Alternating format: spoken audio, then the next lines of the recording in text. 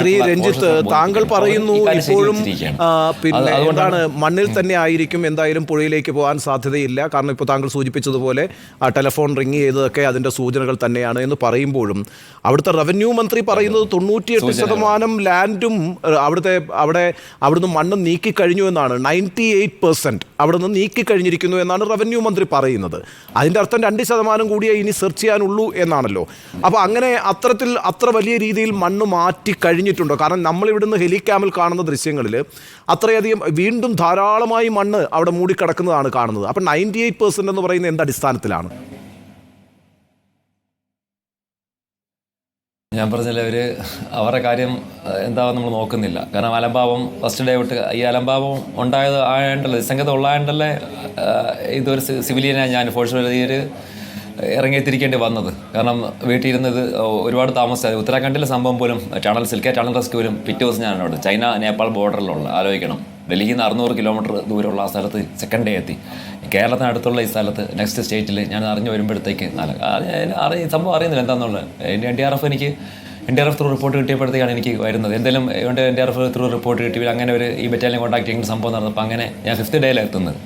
ആ സമയത്താണ് land operation കളക്ടറോട് ചോദിച്ചു വാങ്ങിയത്. എന്നെ തടസ്സപ്പെടുന്ന കണ്ടല്ലോ, കളക്ടർ ഓർഡർ ഉണ്ടായിട്ടും പലരും തടസ്സപ്പെടുന്നത്. ഞാൻ എൻ്റർ ചെയ്യുന്നത് ഒരു റെസ്ക്യൂ റൗണ്ട് കടന്നു വരാൻ പാടില്ല എന്നൊരു ചിന്താഗതിയാണ്. കളക്ടറിന് ഓർഡർ ഉണ്ട്, ബാക്കിയുള്ള NDRFൻ്റെ അവരുടെ ഇതുണ്ട്, ഞാൻ അവരോട് അസിസ്റ്റ് ചെയ്യണം, അവർ തന്നെ ആവശ്യപ്പെടുന്നുണ്ട്.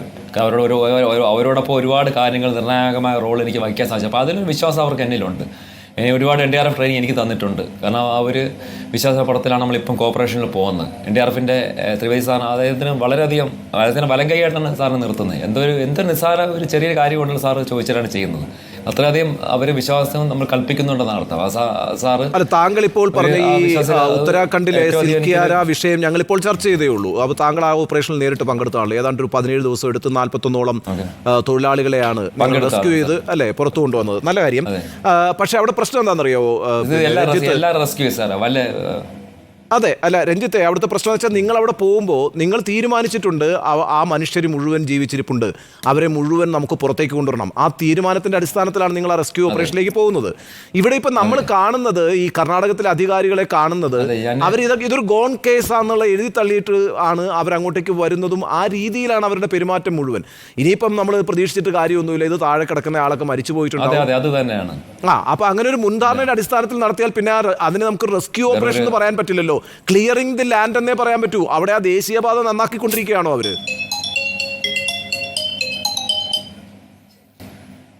അവര് ഞാൻ വന്നപ്പോഴത്തേക്ക് കണ്ട കാര്യം സത്യം അത് തന്നെയാണ്. എല്ലാ മലയാളികളും വിക്ടിമിൻ്റെ നമ്മുടെ അദ്ദേഹത്തിൻ്റെ ബന്ധുക്കളെല്ലാം നേരിട്ട് കണ്ട കാഴ്ചയാണിതെല്ലാം.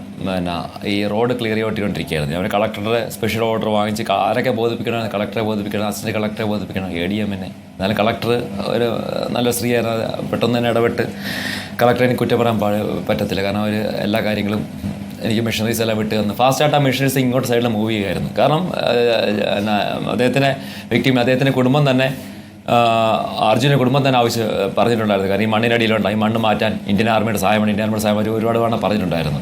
ഇപ്പം ആ മണ്ണ് മാറ്റി ഞാൻ ചെന്നപ്പോൾ തന്നെ മണ്ണ് മാറ്റിക്കൊണ്ടിരിക്കുകയാണ്. വന്ന ഉടനെ മാറ്റിക്കൊണ്ടിരിക്കുകയാണ് ഈ മണ്ണ് ഇങ്ങനെ മാറ്റിക്കൊണ്ടിരിക്കുകയാണ് ഇങ്ങനെ. അപ്പം നമുക്കൊരു പോയിന്റ് കേട്ടുണ്ട്. ആ പോയിന്റ് വരെ നമുക്ക് റീച്ച് ചെയ്യണം. ആ പോയിന്റോട്ട് റീച്ച് ചെയ്യേണ്ടതുണ്ട്. ആ പോയിന്റ് എന്ന് പറഞ്ഞാൽ ടാരട്ട റോഡിൽ നിന്ന് 2 മീറ്ററും കൂടെ ഈ ടാരട്ട റോഡ്. ശരി, ഞാൻ ചോദിക്കുന്നത് ഇനിയിപ്പോൾ നാളത്തെ ദിവസം 7ാം ദിവസം നാളത്തെ തിരച്ചിൽ എങ്ങനെയാകും എന്നുള്ളതിനൊരു രൂപരേഖ ഇപ്പോൾ പറയാൻ സാധിക്കുമോ രഞ്ജിത്ത്? ഇപ്പോൾ ഇനി കുറച്ച് ഭാഗം കൂടിയേ നോക്കാനുള്ളൂ എന്നുള്ള കാര്യം വ്യക്തമാണ്. അവിടെ കേന്ദ്രീകരിച്ചുള്ള തിരച്ചിൽ എത്ര സമയമെടുക്കുന്നതായിരിക്കും? എന്താണ് രഞ്ജിത്തിന്റെ ഈ സമയത്തെ പ്രതീക്ഷ? എന്താണ് അവരുടെ കുടുംബാംഗങ്ങളോട് പറയാനുള്ളത്, അർജുൻ്റെ കുടുംബാംഗങ്ങളോട്? എനിക്ക് എന്താണ് അവള് ട്രക്ക് ഫൈൻഡ് ഔട്ട് ചെയ്യാനുള്ള ശ്രമത്തിലാണ് മാക്സിമം. അത് എന്താ പറയേണ്ടത്, മാക്സിമം അത് പോസിബിൾ ആക്കുന്നത്. കാരണം ഈ പെയ്യുന്ന മഴ ഭയങ്കര അധികം നമ്മുടെ ഇതിനെ മുന്നോട്ടുള്ള ഇതിനെ ദുർബലമാക്കുന്നുണ്ട്. പിന്നെ ഹെവി ബോൾഡേഴ്സ് കാണപ്പെട്ടു. മുകളിൽ നിന്ന് അത്രയധികം ഹിറ്റാച്ചി പോലും ഹിറ്റാച്ചിയുടെ ഹെവി മെഷീനെ വർക്ക് ചെയ്യുന്നത്, അതുപോലെ പിടിച്ചനങ്ങാത്ത ബോൾഡർ കിടപ്പുണ്ട്. അപ്പോൾ അതിനെ പൊട്ടിച്ച് മാറ്റേണ്ടതുണ്ട്. നമ്മൾ ഒരു നിമിഷം പോലും കളയുന്നില്ല, കഴിക്കാൻ പോലും സമയം കളയുന്നില്ല. ആ സമയം അതിൻ്റെ അപ്പുറവശം കയറിയുന്ന ആ സ്ലൈഡ് ചെയ്യുന്ന വശത്ത് കളക്ടർ അങ്ങോട്ട് വളരെ അത്ര 2-3 നേരം കയറുന്നുള്ളൂ. NDRFിൻ്റെതും ഞാനും വേറെ കൃഷ്ണദാസ് എന്ന് പറഞ്ഞൊരു സ്റ്റേഷൻ കൂടെ ആ സ്ഥലത്താണ് നമ്മൾ അവിടെ നിന്നാണ് ചെയ്യുന്നത്. നമ്മൾ തൊട്ട് ബാക്കി ഇടിഞ്ഞ് വീഴുന്ന സ്ഥലത്ത് നിന്നാണ് നമ്മൾ ഈ ഹിറ്റാച്ചി കൊണ്ട് ഓപ്പറേറ്റ് ചെയ്ത് കറക്റ്റ് മാറ്റിച്ചുകൊണ്ടിരിക്കുന്നത്. അപ്പോൾ എന്തായാലും നാളെ ഈ ഒരു path clear കട്ടായിട്ട് തീർത്തിരിക്കണം.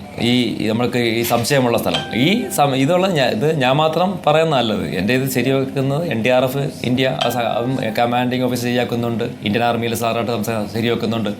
Land search clear ആയിട്ട് നടത്തണം വാട്ടറിൽ. കാരണം ഞാൻ വീണ്ടും പോയിന്റ് എടുത്ത് പറയാണ്, മൊബൈൽ 2 ദിവസം റിങ് ചെയ്തു. വെള്ളത്തിലെ ലേക്കിലോ അത്രയും ലേക്കിലോ പുഴയിലോട്ട് പോയിട്ടുണ്ടെങ്കിൽ ഒരു കാരണവശാലും മൊബൈൽ ഡെത്താവും, അത് ബെല്ലടിക്കില്ല.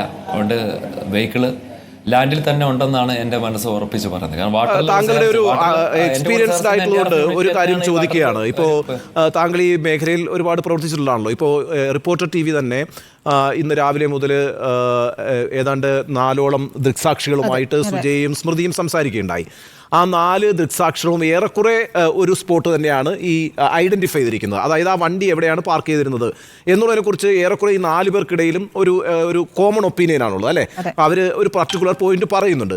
എന്തുകൊണ്ടാണ് നമ്മൾ ഈ ദൃക്സാക്ഷികളെ അവിടെ എത്തിച്ചിട്ട് പിന്നെ അവിടെ നിന്ന് വരുന്ന മണൽ എങ്ങോട്ടേക്ക് ഒക്കെ ഈ പറയുന്ന വാഹനത്തെ തള്ളിക്കൊണ്ടു പോകാം എന്നുള്ളൊരു ഗ്രാഫ് ഉണ്ടാക്കിയാൽ കുറച്ചുകൂടി സെർച്ചിങ് ഈസി ആവില്ലേ? അത്തരത്തിലുള്ള ഈ ദൃക്സാക്ഷികളെ അവിടെ കൊണ്ടുവന്ന് ഈ കാര്യങ്ങളെ ഒന്ന് ആ സ്പോട്ട് ഐഡന്റിഫൈ ചെയ്യാൻ എന്തുകൊണ്ടാണ് ശ്രമിക്കാത്തത്? അല്ല, ദൃക്സാക്ഷി ലോക്കൽ പീപ്പിൾ കുറച്ച് നമ്മൾ കണക്ട് ചെയ്തിരുന്നു.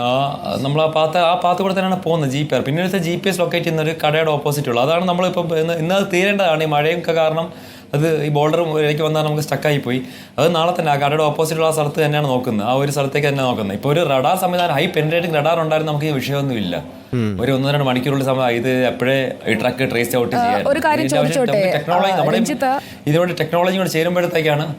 രഞ്ജിത്ത്, ഈ ഒരു മല ഇടിഞ്ഞ് താഴേക്ക് ഇരുന്നിട്ടുണ്ട്. അതുപോലെ തന്നെ ആ മലയുടെ മുകളിൽ നിന്നുള്ള പാറയൊക്കെ മണ്ണിനൊപ്പം ഈ നദിയിലേക്ക് പതിച്ചിട്ടുണ്ട്. നദിയിലേക്ക് വീണ ടാങ്കറിന്റെ ഈ ഒരു ബുള്ളറ്റ് ഭാഗം അതൊരു ബലൂൺ പോലെ ഒഴുകി പോകുന്നത് കണ്ടുവെന്നാണ് ആ അപകടം നടന്ന സ്ഥലത്തിന് 150 മീറ്റർ ഇപ്പുറത്ത് നിൽക്കുകയായിരുന്ന അഭിലാഷ് നമ്മളോട് പറഞ്ഞത്. അഭിലാഷ് ഇത് നേരിട്ട് കണ്ടയാളാണ്. ഗംഗാവാലി നദിയിലെ വെള്ളം അടിച്ചു കയറുന്നത്, ഒപ്പം അർജുന്റെ ട്രക്കിന് മുന്നിൽ നിർത്തിയിട്ടിരുന്ന ടാങ്കർ, ആ ഡ്രൈവർ മരിച്ചു, ആ ടാങ്കർ നീക്കിയിട്ടതും ഇതേ അഭിലാഷ് തന്നെയാണ്. അഭിലാഷൊക്കെ നൽകുന്ന വിവരം എന്ന് പറയുന്നത് എക്സാക്ട് ആ സ്പോട്ടിൽ നടന്ന കാര്യം എന്താണ് എന്നുള്ളതാണ്.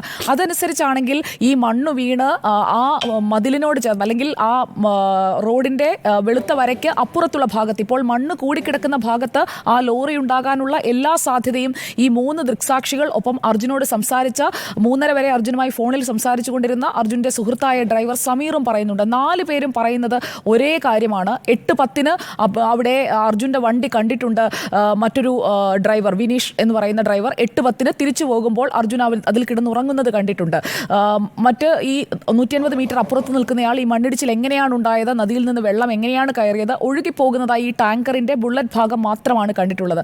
അപ്പോൾ അർജുന്റെ ട്രക്ക് ഈ മലയോട് ചേർന്ന് ഇല്ല എന്ന് റവന്യൂ മന്ത്രി അടക്കമുള്ള ആളുകൾ എങ്ങനെയാണ് ഉറപ്പിക്കുക? ഇപ്പോൾ രഞ്ജിത്ത് ഇസ്രയേൽ എന്ന് പറയുന്ന ദുരന്ത നിവാരണ മേഖലയിലൊക്കെ അത്യാവശ്യം എല്ലായിടത്തും പോയിട്ടുള്ള ഒരാൾ ഉറപ്പിച്ച് പറയുകയാണ് അവിടെ നമ്മൾ തിരയണം. പക്ഷേ റവന്യൂ മന്ത്രിയൊക്കെ ഇത് കൈ കഴുകാനായി പെട്ടെന്ന് നോക്കുന്നത് പോലെ തോന്നുന്നു. അല്ലെങ്കിൽ ആരെങ്കിലും ഒക്കെ നോക്കട്ടെ എന്ന് കരുതി അവിടെ നിന്നങ്ങ് രക്ഷപ്പെടാനുള്ള ഒരു നീക്കം പോലെയാണ് ഇന്ന് കണ്ടപ്പോൾ തോന്നിയത്. ഈ ദൃക്സാക്ഷി പറഞ്ഞ കാര്യം ഇത്രയുമാണ്. അങ്ങനെയാണെങ്കിൽ ഇപ്പോൾ രഞ്ജിത്ത് പറഞ്ഞ ഇടത്ത് ആ മണ്ണ് കൂടി കിടക്കുന്നിടത്ത് ഒരു പക്ഷേ അവിടെ വലിയ പാറക്കഷ്ണങ്ങളൊക്കെ ഉണ്ടാകും. അതൊക്കെ പൊട്ടിച്ച് നീക്കിയാലേ തെരച്ചിൽ മുന്നോട്ട് കൊണ്ടുപോകാൻ കഴിയുകയുള്ളൂ. അങ്ങനെയുള്ള കാര്യങ്ങൾ കൂടി രഞ്ജിത്തിന് തോന്നുന്നില്ലേ അവിടെ എത്തുമ്പോൾ, ആ അടുത്ത് നിന്ന് പരിശോധിക്കുമ്പോൾ? തീർച്ചയായിട്ടും നമ്മൾ അത് തന്നെയാണ്, ആ ഒരു ഇതിലേക്ക് തന്നെ പോകുന്നത്. പിന്നെ ലോക്കൽസ് റിപ്പോർട്ട് പ്രകാരം കുറേ ലോക്കൽ എന്നെ സമീപിച്ചായിരുന്നു. ഞാൻ അദ്ദേഹത്തെ കൂട്ടിക്കൊണ്ട് മേജർ സാറിൻ്റെ അടുത്ത് പോയി, അദ്ദേഹത്തെ കൂട്ടിക്കൊണ്ട് NDRFിൻ്റെ കമാൻഡിങ് ഓഫീസർ അടുത്ത് പോയി. അവർ കറക്റ്റ് ഒരു കടയുടെ മുന്നിൽ നിന്ന് പറയുന്നുണ്ട്. ഒരു 3-4 ലോക്കൽസ് വന്നു. ഈ ടാങ്കർ ലോറി ഒഴുകിപ്പോയത് ഒക്കെ അവർ ചെയ്തിട്ടുണ്ട്. ഒരു ടാങ്കർ ലോറി കിട്ടിയിട്ടില്ല. അത് സംതിങ് അത് എന്തോ ഒരു വേറെ ഒക്കെ ലോക്കൽസ് വേർപോട്ടെ പറഞ്ഞു, നമുക്കത് സ്ഥിരീകരിക്കാൻ പറ്റിയിട്ടില്ല. പിന്നെ ഇത് ആ ഒരു പോയിന്റിലേക്ക് തന്നെയാണ് പോകുന്നത്. നമ്മളൊരു ക്ലീൻ ആൻഡ് ചുമ്മാ എന്തെങ്കിലും ഒരു കിളച്ച് മണ്ണ് മാറ്റി ഒന്നുമല്ല, ഒരു deep and clean and wide സെർച്ചാണ് നടത്തുന്നത്. ആ സെർച്ച് എന്തെങ്കിലും പ്രയോജനം വേണോ, അല്ല എന്തെങ്കിലും അവിടെ കാട്ടിക്കൂടി ചുമ്മാ മണ്ണ് കൂട്ടി നമ്മൾ പോവുകയല്ല ചെയ്യുന്നത്. ഒരു എക്സാക്റ്റ് അവിടെ ആ ഒരു പോയിന്റ് ചെയ്ത പോയിന്റ് വരെ നമ്മൾ അരിച്ചു പേർക്കി അരിച്ച് പെറുക്കിയാണ് സെർച്ച് ചെയ്യുന്നത്. കറക്റ്റ് സെർച്ചാണ് ചെയ്യുന്നത്. അല്ല, അവിടെ അല്പം മുമ്പ് രഞ്ജിത്ത് പറഞ്ഞൊരു കാര്യം ഒരു ക്ലാരിറ്റി വരുത്താൻ വേണ്ടിയിട്ടാണ്. താങ്കൾ പറഞ്ഞിരുന്നു ഈ അഡ്വാൻസ്ഡ് റഡാർ സിസ്റ്റം ഉണ്ടായിരുന്നുവെങ്കിൽ ഏതാനും മണിക്കൂറുകൾ കൊണ്ട് സ്പോട്ട് ഔട്ട് ചെയ്യാവുന്നതായിരുന്നു ഇത്. നമുക്ക് ആ സംവിധാനങ്ങൾ ഈ രാജ്യത്തുണ്ടല്ലോ, അത് താങ്കളൊക്കെ ഉപയോഗിച്ചിട്ടുണ്ടാവുമല്ലോ. അത് എന്തുകൊണ്ട് ഇവിടെ അവൈലബിൾ ആയില്ല? എനിക്ക് മനസ്സിലാവുന്നില്ല. കാരണം ഈ ഒരുപാട് സാധനങ്ങൾ ഈ സിസ്റ്റം ഞാൻ ഈ സിൽക്കാർ ടണൽ റെസ്ക്യൂ ഓപ്പറേഷനായിട്ട് ഒരുപാട് ഏജൻസി കണ്ട്. കാരണം അത് 41 ലൈവായിരുന്നു. കുറേ പ്രധാനമന്ത്രി ഓഫീസിൽ കടപ്പെട്ടുകൊണ്ട് തന്നെ കുറേ കാര്യങ്ങളന്ന് സ്പീഡ് ഔട്ടായി. അന്നൊക്കെ ഒരുപാട് GPS കറക്റ്റ് ഇതിനേക്കാൾ ഹൈ പവറുള്ള GPS, പിന്നെ ഹൈ പെൻട്രേറ്റിംഗ് പോലുള്ള റഡാർ സിസ്റ്റംസ് ഇതൊക്കെ ഉള്ളതാണ്. DRDOയിൽ നമ്മുടെ ഡിഫൻസിൻ്റെ സിസ്റ്റംസിൻ്റെ എല്ലാത്തിൻ്റെ അകത്ത് ഉള്ളതാണ്. പിന്നെ നൈറ്റ് നമുക്ക് സെർച്ച് ചെയ്യാം, നൈറ്റ് വിഷൻ സിസ്റ്റംസ്. ഇതൊക്കെ ഇങ്ങനത്തെ ഡിസാസ്റ്റർ ഇങ്ങനെ സമയത്താണ് ഇതൊക്കെ വേണ്ടത്, ഉപയോഗിക്കേണ്ടതെല്ലാം. ഒരു രാജ്യത്തിന് ആവശ്യം വരുമ്പോഴത്തേക്കാണ് ഇതെല്ലാം ഉപയോഗിക്കേണ്ടത്. ഇതൊന്നും ഉപയോഗപ്പെട്ടിട്ടില്ല. വളരെ സങ്കടമാണ്. പറയുന്ന ഒരുപാട് കാര്യങ്ങളുണ്ട്. ഈ ജിയോളജിക്കൽ സർവേയുടെ ഒരു അഡ്വൈസ് എന്ന് പറയുന്നത് അവിടെ രാത്രിയിൽ സെർച്ച് പാടില്ല എന്നുള്ളതാണെന്ന് പറയുന്നു. അങ്ങനെ ഒരു പിന്നെ എന്താ പറയുക, ഒരു മുന്നറിയിപ്പുണ്ടോ? ഈ ജിയോളജിക്കൽ സർവേ ഒക്കെ നമ്മൾ പകൽ മാത്രം സെർച്ച് ചെയ്യേണ്ട ഒരു സാഹചര്യമാണ് അവിടെ ഉള്ളത്. അങ്ങനെയാണ് റവന്യൂ മിനിസ്റ്റർ പറഞ്ഞത്. GSA എന്നല്ലേ ഉത്തരാഖണ്ഡൊക്കെ 24/7 ആയിരുന്നു. 24/7 ഉത്തരാഖണ്ഡ് 3 ഇൻസിഡൻസ് എടുത്തത് ഇവിടെ 24/7 തന്നെയായിരുന്നു. 2 ടണൽ ഓപ്പറേഷൻ 24 മണിക്കൂറും തുടർച്ചയായിട്ട് ഇങ്ങനെ പൊയ്ക്കൊണ്ടിരിക്കുന്ന ഓപ്പറേഷൻസ് ആയിരുന്നു. അങ്ങനെയാണെങ്കിൽ പർട്ടിക്കുലറായിട്ട് കർണാടകയ്ക്ക് മാത്രമായിട്ടൊരു ജിയോളജിക്കൽ സർവേ കർണാടകയിൽ GSA അങ്ങനെ ഒരിക്കലും, കാരണം ഒരു ഹ്യൂമൻ ഇതുണ്ടെങ്കിൽ രഞ്ജിത്ത്, അതാണ് ഇത് തുടക്കം മുതൽ അതെ തുടക്കം മുതൽ അർജുന്റെ ബന്ധുക്കൾ പറയുന്ന ഒരു കാര്യം ഇതായിരുന്നു. വാച്ച് നോക്കിയിട്ടുള്ള തെരച്ചിലാണ് നടത്തിക്കൊണ്ടിരിക്കുന്നത്. രാവിലെ വാച്ച് നോക്കി വരാൻ എത്തുന്നതും വൈകിയാണ്. തിരച്ചിൽ വേഗം പൂർത്തിയാക്കി മടങ്ങാനുള്ള ഒരു തിടുക്കവുമാണ്. ഇതാണിപ്പോൾ ഇന്നും കണ്ടിരിക്കുന്നത്. ഇന്നിപ്പോൾ ജിയോളജിക്കൽ സർവേയുടെ ഒരു പേര് പറഞ്ഞുകൊണ്ട് മന്ത്രി അത് നടപ്പാക്കിയിരിക്കുന്നു. അങ്ങനെ ഒരു ഇതുമില്ല. ഇത് എമർജൻസി സിറ്റുവേഷനാണ്. അത് നമ്മൾ ചെയ്യാൻ തയ്യാറുമാണത്. അത് മാക്സിമം ഒരുപാട് ഇവർ അലംഭാവം കാണിച്ച് ഫസ്റ്റ് ഡേ തന്നെ അറിയിച്ചിട്ട് നമുക്ക് ഇത്രയും പാടുപെടത്തില്ലായിരുന്നു. 5ാമത്തെ ദിവസം നമ്മൾ എടുത്തുന്നത്. ഫസ്റ്റ് ഡേ നമുക്ക് കുറച്ചും കൂടെ നമുക്ക് വളരെ ഫാസ്റ്റായിട്ട് ഇപ്പം നിൽക്കുന്ന NDRF ഓഫീസ്, എൻ്റെ കൂടെ NDRF ത്രിവേദി സാർ എന്ന് പറഞ്ഞാൽ അത്രയധികം ഡെഡിക്കേറ്റഡ് നിൽക്കുന്ന ഓഫീസർ. അത്രയധികം പുള്ളി ഒരു ഊണ് പോലും കഴിച്ചിട്ടില്ലെന്ന് എല്ലാവരും പറയാം. പുള്ളി ഒന്നും കഴിച്ചിട്ടില്ല. പുള്ളി അതുപോലെ ഡെഡിക്കേറ്റ്. അർജുൻ്റെ കുടുംബാംഗം എന്ന രീതി പോലെയാണ് ത്രിവേദി സാറ്, കൂടെ ഉള്ള NDRF ഞാൻ, കൃഷ്ണാസട്ട്, എങ്ങനെ ഒരു 4 സംഘമാണ് ഇപ്പോൾ അതിന് മുകളിൽ നിന്ന് പരിശോധിക്കുന്നത്. അവർ അത്രയധികം സത്യസന്ധമായിട്ടാണ് ഈ കാര്യങ്ങൾ ഹാൻഡിൽ ചെയ്തിട്ട് പോകുന്നത്. ഇവർ കർണാടക കാണിച്ചത് തീരെ ഒരു വലിയ വില കൊടുക്കേണ്ടി വരുന്ന ഇതാണ്. അതായത് സ്റ്റേറ്റിന്റെ ഭാഗത്തു നിന്നുള്ള നിരുത്തരവാദപരമായ സമീപനം. രഞ്ജിത്ത്, ഇന്ന് നമ്മൾ 6 ദിവസം ആയി കഴിഞ്ഞിരിക്കുന്നു. ഇത്രയും മണിക്കൂറുകൾ നമ്മൾ അവിടെ കണ്ടത് നിരുത്തരവാദപരമായ സമീപനം തന്നെയാണ്. വഴിയിൽ തെരച്ചിൽ എന്തൊക്കെയോ കാട്ടിക്കൂട്ടൽ. ആദ്യത്തെ ദിവസം നോക്കൂ രഞ്ജിത്ത്, ആദ്യം വന്നത് 2 JCB ആണ്. അത് കഴിഞ്ഞ് പിറ്റേ ദിവസം ആയപ്പോഴേക്കും വീണ്ടും കുറേ ആളുകളെ കൊണ്ടൊക്കെ വിളിപ്പിച്ചു കഴിഞ്ഞപ്പോൾ 4 JCB വന്നു. ഇത്രയും ഈ JCBകളൊക്കെ എത്തുന്നത് 19-ാം തീയതി മാത്രമാണ്. അതായത് ഇവിടെ നിന്ന് കേരളത്തിന്റെ ഭാഗത്തു നിന്ന് അത്രയും സമ്മർദ്ദം വരുമ്പോൾ മാത്രമാണ് ഒന്ന് തെരയാൻ അവർ തയ്യാറാകുന്നത്. അങ്ങനെയുള്ള ആളുകൾ സൈന്യത്തെ വിളിക്കാൻ തയ്യാറാകുന്നത് ആ കുടുംബം താണു വീണ് അപേക്ഷിക്കുമ്പോൾ മാത്രമാണ്. ഇത്രയുമൊക്കെ കാണിക്കാമോ? മനുഷ്യന്റെ ജീവനോട് ഇത്രയുമേ ഉള്ളൂ അവർക്കൊക്കെ. ഒരു മനുഷ്യനാണ് എന്നതുപോലും ചിന്തിക്കാതെയുള്ള പ്രവൃത്തിയായി പോയില്ലേ രഞ്ജിത്ത്? തീർച്ചയായിട്ടും അത് വല്ലാത്തൊരു ഞാനിപ്പം ഏറ്റവും സങ്കടകരമായ സിറ്റുവേഷനാണ് ഈ റെസ്ക്യൂ ഫീൽഡിൽ വന്നതിന് ഏറ്റവും സങ്കടകരമായ സിറ്റുവേഷനാണത്. അത് വെറും ദേശീയ ദുരന്തമല്ല. ദേശീയ ദുരന്തമായിട്ട് ആ കാറ്റഗറി വരുന്നത് ഇത്രയും പേര് ആണ് ലാൻഡ് പോലെ ദേശീയ ദുരന്തം വരുന്നത്. പക്ഷേ അതിനേക്കാളും വല്ലാത്തൊരു ദുഃഖകരമായി ഈ സമയത്ത് ഇതിൻ്റെ സ്റ്റേറ്റിന് തൊട്ടടുത്ത് കിടക്കുന്ന സംഭവം. ഇതിനേക്കാളും ദൂരമുള്ള സ്ഥലങ്ങളും പറഞ്ഞ് ഓപ്പറേറ്റ് ചെയ്തിട്ടുണ്ട്. അത് നമുക്ക് തുടക്കത്തിലെ ഇതുണ്ടായിരുന്നെങ്കിൽ രക്ഷപ്പെടുത്തി എടുക്കാമെന്നുള്ളൊരു ചിന്താഗതി ഉള്ളത്. അത്ര എനിക്കങ്ങനെ മനസ്സ് തോന്നുന്നു. എനിക്കങ്ങനെ ഒരു ഹെവി ബോൾഡറൊന്നും അതിൻ്റെ മണ്ടയ്ക്ക് വീണിട്ടില്ലെങ്കിൽ അതിൻ്റെ അത് ഹെവി തുടക്കത്തിലൊരു ഇതുകൊണ്ട്. കാരണം രക്ഷിക്കപ്പെടാതെ ഇപ്പം ഒരു വലിയൊരു അലംഭാവ അനാസ്ഥ തന്നെയാണ് കാണിച്ചത്. വല്ലാത്തൊരു വേദനയാണത്. അർജുൻ്റെ കുടുംബത്തിൽ എങ്ങനെ പറഞ്ഞ് അറിയിക്കണോ എന്തോന്നും എനിക്ക് അറിയില്ല. അദ്ദേഹത്തിൻ്റെ കുടുംബാംഗങ്ങൾ എൻ്റെ കൂടെ ഉണ്ട്. എൻ്റെ കൂടെ തന്നെ എപ്പോഴും ഉണ്ട്. ഈ 24 hours ഈ സമയത്തല്ല, ഈ ഓപ്പറേറ്റ് ചെയ്യുന്ന സമയത്തെല്ലാം അടുത്ത് തന്നെ ഉണ്ട്. രഞ്ജിത്ത്, സഹോദരിയുടെ പ്രതികരണം അങ്ങേയറ്റം നിരാശയിൽ നിന്നുള്ള പ്രതികരണമാണ്. സഹോദരിയിൽ നിന്നുണ്ടായത് താങ്കൾക്കിപ്പോൾ പറയാൻ പരിമിതിയുണ്ടെന്ന് അറിയാം. പക്ഷേ സൈന്യത്തിൻ്റെ ഭാഗത്ത് നിന്ന് വലിയൊരു ശ്രമം ഉണ്ടാകുമെന്നുള്ള പ്രതീക്ഷ ആ കുടുംബത്തിനുണ്ടായിരുന്നു. പക്ഷേ ഇന്ന് സ്ഥലം കാണാൻ വന്ന ഒരു വരവായി പോയത്. സ്ഥലം കാണാൻ എത്തിയ സൈന്യമായിരുന്നു. നാളെ ഞങ്ങൾ ആയുധങ്ങളുമായി എത്താം എന്ന മട്ടിലാണ് അവർ മടങ്ങിപ്പോവുകയും ചെയ്തിരിക്കുന്നത്. അതൊരു യാഥാർത്ഥ്യമാണ്. നാളെ ഇപ്പോൾ താങ്കൾ ഈ പറയുന്ന ഈ കരയിലെ പർട്ടിക്കുലർ പ്രദേശത്തെ തിരച്ചിൽ എത്ര വേഗത്തിൽ പൂർത്തിയാക്കാനാകുമെന്നുള്ളതാണ് ഒരു പ്രതീക്ഷ, രഞ്ജിത്ത്? നാളെ ഫാസ്റ്റാണ്. നാളെ 7th ഡേ ആണ്. എല്ലാ ദിവസവും ഫാസ്റ്റായിട്ട് തന്നെ മൂവ് ചെയ്യുന്നത്. ഫാസ്റ്റായിട്ട് മൂവ് ഔട്ട് ചെയ്യുന്നത്. ഈ മഴ പെയ്യുമ്പോഴത്തെ വെള്ളം ഒഴിക്കുമ്പോഴത്തേക്ക് JCB ഹിറ്റാച്ചി ഓപ്പറേറ്റ് ചെയ്യാൻ പറ്റുന്നില്ല. അതിനകത്ത് വെള്ളം കയറി വരുന്ന ഓപ്പറേറ്റേഴ്സ് അത് നമ്മൾ ഒരിക്കലും വേണ്ട, അല്ലെങ്കിൽ 1 മിനിറ്റ് പോലും അത് നിർത്താൻ സമ്മതിക്കുന്നില്ല. ഹിറ്റാച്ചിക്കാരെ കഴിക്കാൻ പാടില്ല, നിങ്ങൾ ഓപ്പറേറ്റ് ചെയ്യുന്ന ഞാൻ വേണ്ടി RFൻ്റെ സാറും പറഞ്ഞുകൊണ്ടിരിക്കുന്നത്. അവിടെ നിൽക്കുക എൻ്റെ സഹോദരനാണ് കിടക്കുന്നത്. ഞാൻ അങ്ങനെയാണ് പറയുന്നത്. മേരെ ഭായി എൻ്റെ ഒരു സഹോദരനാണ് അകത്ത് കിടക്കുന്നത്, നിങ്ങൾ വൈകിട്ട് പോയി കഴിക്കുക എന്നൊക്കെ പറഞ്ഞ് ആണ് മാക്സിമം സ്പീഡ് ഔട്ട് ആക്കുന്നത്. എന്നിട്ടും ഞാൻ പറഞ്ഞ എൻ്റെ കൂടെ ചെയ്യാമെന്നുള്ള ഞാനൊരു സിവിലിയനാണ്. അറിയാലോ, ഒരു സിവിലിയനാണ് ഞാൻ. ഫോഴ്സ് ചെയ്യാനുള്ള ഒരു